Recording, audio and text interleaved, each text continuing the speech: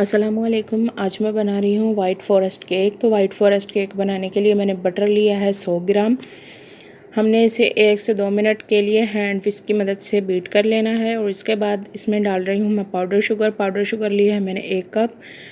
Powder sugar आपने थोड़ी थोड़ी करके इसमें डालनी है। 1 कप के आपने 3 हिस्से करने हैं और थोड़ी थोड़ी डालकर आपने मिक्स करते जाना है। इससे चीनी का दाना जो है वो ख़त्म हो जाता है और मक्खन और चीनी जो है वो एक जान हो जाते हैं। 4 से 5 मिनट के लिए हम इसे मज़ीद हैंड विस्क की मदद से बीट करेंगे ताकि ये थोड़ा सा लाइट और क्रीमी टेक्सचर में आ जाए। तो यहाँ पर मक्खन और चीनी जो है वो अच्छे से मिक्सअप हो चुके हैं। तो ये देख लीजिए माशाल्लाह से। अब हमें अंडों की ज़रूरत होगी। 4 अदद मैंने अंडे लिए हैं। 1 अंडा मैंने डाला है इसमें मक्खन और चीनी वाले मिक्सचर में और इसी तरीके से हमने 2 से 3 मिनट इसे मिक्स करना। उसके बाद फिर से हम दूसरा अंडा डालेंगे, मिक्स करेंगे। इसी तरीके से हमने चारों के चारों अंडे इस मक्खन और चीनी वाले मिक्सचर में डालकर अच्छे से मिक्स करते जाना है। तो यहाँ पर आकर अच्छे से अंडे जो हैं वो मिक्सअप हो चुके हैं। इस पॉइंट पे आकर आपने प्रेशर कुकर को प्रीहीट होने के लिए छोड़ देना है। ये जो 1/4 टीस्पून वाला चम्मच है ये मैंने आधा लिया है बेकिंग सोडे का। तो इस हिसाब से आप डाल लीजिए बेकिंग सोडा। इस तरीके से स्पून की मदद से मैं आपको दिखा देती हूँ ताकि आपको आसानी हो। 1 चाय का चम्मच मैंने लिया है बेकिंग पाउडर का। आधा चाय का चम्मच मैं ले रही हूँ मिल्क पाउडर का। किसी भी ब्रांड का आप ले सकते हैं। ये तमाम चीज़ें 1 कप मैदे में मैंने शामिल की हैं। अब हमने इसे अच्छे से छान लिया। स्पून की मदद से भी हम अच्छे से इसे मिक्स कर लेंगे ताकि तमाम चीज़ें जो है एकजान हो जाए।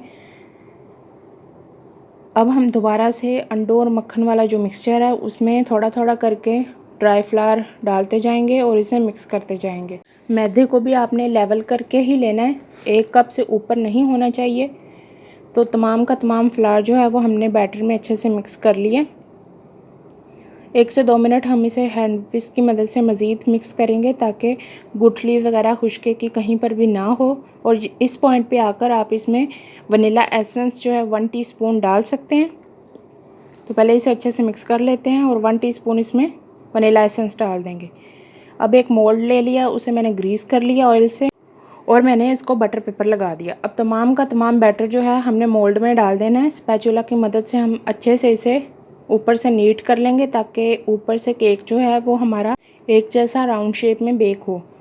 तो अब हम इसे प्री हीटेड प्रेशर कुकर के अंदर रखेंगे तकरीबन 50 से 55 मिनट के लिए, या 45 मिनट भी आपको लग सकते हैं। डिपेंड करता है कि आपने हीट चूल्हे की जो है वो कितनी रखी हुई है।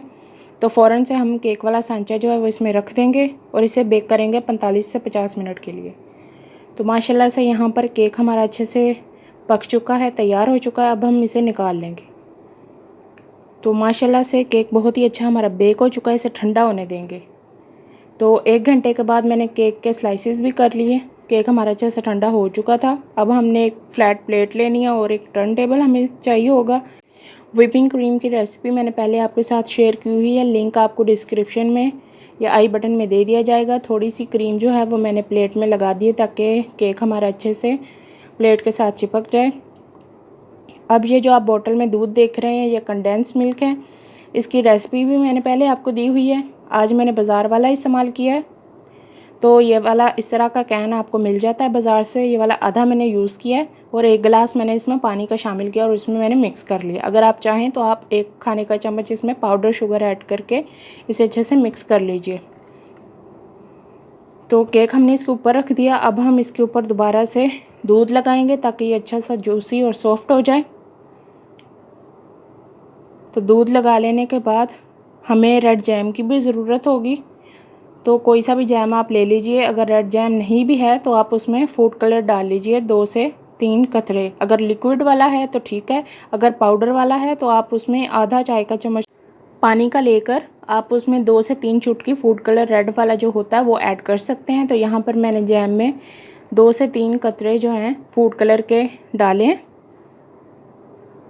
केक को आपने अच्छे से जूसी कर लेना है दूध के साथ और उसके ऊपर जैम की एक तह लगा लेनी है। आपने ज़्यादा जैम लगाने की ज़रूरत नहीं है। ये हमने सिर्फ इसलिए लगाया कि जब हम केक को कट करते हैं तो डेकोरेशन में ज़रा खूबसूरत दिखता है।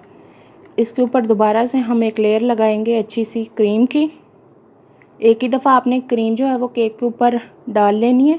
अगर आप बार बार स्पैचूला जो है क्रीम वाले बाउल में डालेंगे तो यह है कि जैम वाला जो कलर होता है वो क्रीम के ऊपर आ जाएगा, तो फिर वो डेकोरेशन अच्छी नहीं होगी आपकी।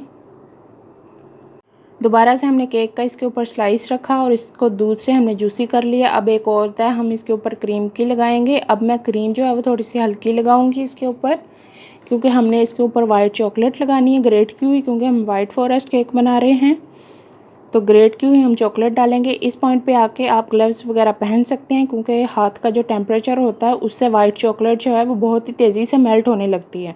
इसके ऊपर दोबारा से हम दूध लगाएंगे।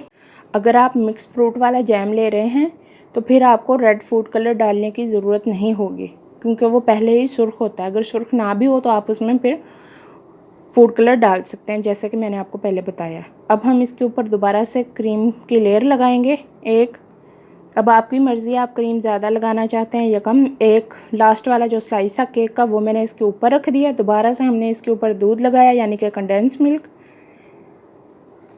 अच्छे से आपने लगा लेना दूध को, कम आप ना लगाइएगा, ज़्यादा लगाइएगा। इससे 2 से 3 दिन भी अगर फ्रिज में आप केक रखेंगे तो आपका केक जो है वो सॉफ्ट रहेगा और जूसी रहेगा। अब इसके ऊपर हमने अच्छी सी एक तह लगानी है क्रीम की, और ऊपर से अगर आप चाहें तो नीट भी कर सकते हैं, अगर ना भी करें तो कोई मसले वाली बात नहीं है, क्योंकि हमने इसके ऊपर दोबारा से ग्रेट की हुई चॉकलेट डालनी है। तो केक जो है वो हमारा तकरीबन तैयार हो चुका है। इसके ऊपर अच्छी सी लेयर आपने वाइट चॉकलेट की लगानी है। साइडों पर भी अगर आप चाहें तो आप लगा सकते हैं, लेकिन मैं यहाँ पर लगा रही हूँ। परेशान होने की ज़रूरत नहीं। अगर आपसे ऐसे हैंडल नहीं हो रहा तो आप प्लेट को उठाकर इस तरीके से भी आप चॉकलेट इसके साथ जो है लगा सकते हैं। अच्छे से हमने साइडों पर भी चॉकलेट लगा ली और इसके ऊपर भी चॉकलेट हमने अच्छे से लगा ली है। अब केक के ऊपर हम ड्रॉप्स लगाएंगे। तो ड्रॉप्स लगाने के लिए मैंने क्रीम को थोड़ा सा ज़्यादा व्हिप किया था। इससे क्रीम जो है वो थोड़ी सी हार्ड हो जाती है। जब आप इसके ऊपर डिज़ाइन वगैरह बनाते हैं तो फिर क्रीम जो है वो अपनी शेप लूज़ नहीं करती थी। तो पाइपिंग बैग में मैंने क्रीम डाल ली है। अब हम इसके ऊपर ड्रॉप्स लगाएंगे। डिज़ाइन और नोज़ल जो है वो आप अपनी मर्ज़ी से चूज़ कर सकते हैं। तो मैंने यहाँ पर 2D फ्लावर वाली नोज़ल यूज़ की है। तो यहाँ पर हमने तकरीबन 6 से 7 ड्रॉप्स जो हैं वो लगा लेने हैं। आपकी अपनी मर्ज़ी भी है, आप कम या ज़्यादा ड्रॉप्स जो हैं वो लगा सकते हैं। तो 6 से 7 अदद ड्रॉप्स जो हैं वो लग चुके हैं। अब आपकी मर्ज़ी है, आप इसे रेड जैम के साथ भी डेकोरेट कर सकते हैं। जैम को आप पाइपिंग बैग में डालकर ड्रॉप्स के ऊपर लगा सकते हैं। आज मेरे पास चेरीज़ थी तो मैंने इससे इसे डेकोरेट कर लिया। रेसिपी अगर आपको पसंद आती है तो लाइक किया करें, दोस्तों के साथ शेयर किया करें। वाइट फॉरेस्ट केक हमारा तैयार हो चुका है। आपको यह रेसिपी कैसी लगी कमेंट सेक्शन में मुझे ज़रूर बताइए। चैनल को अभी तक आपने सब्सक्राइब नहीं किया तो चैनल को सब्सक्राइब कर लें और साथ ही बेल आइकन को ज़रूर प्रेस करें, ताकि हर नई आने वाली रेसिपी का नोटिफिकेशन आपको मिल सके। Thank you for watching. अल्लाह हाफिज़।